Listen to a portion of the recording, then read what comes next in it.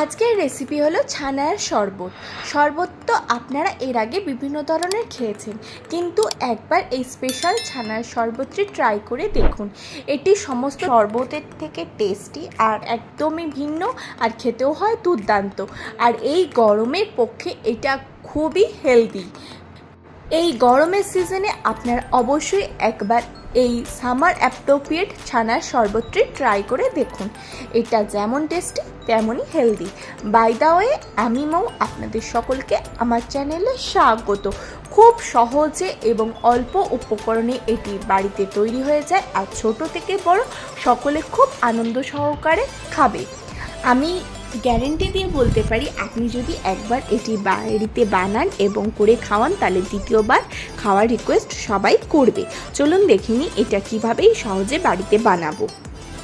এটি বানানোর জন্য আমাদের যে উপকরণগুলি লাগবে সেগুলো হলো দুধ, লাগবে ছানাটা আমি বাড়িতে কাটিয়েছি, লাগবে গোলাপ জল, আর নিয়েছি রোজ সিরাপ, আর এখানে নিয়েছি কয়েক টুকরো কাজু ও পেস্তা।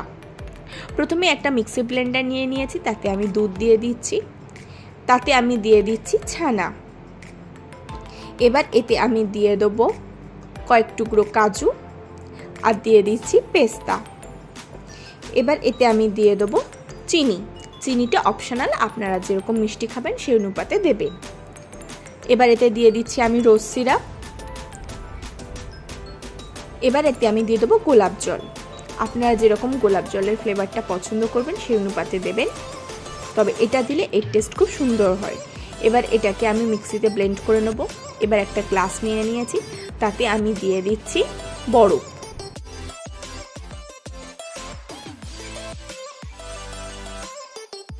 বরফ দিয়ে দিয়েছি। এবার আমি তৈরি করে রাখা শরবতটা এতে দিয়ে দেবো।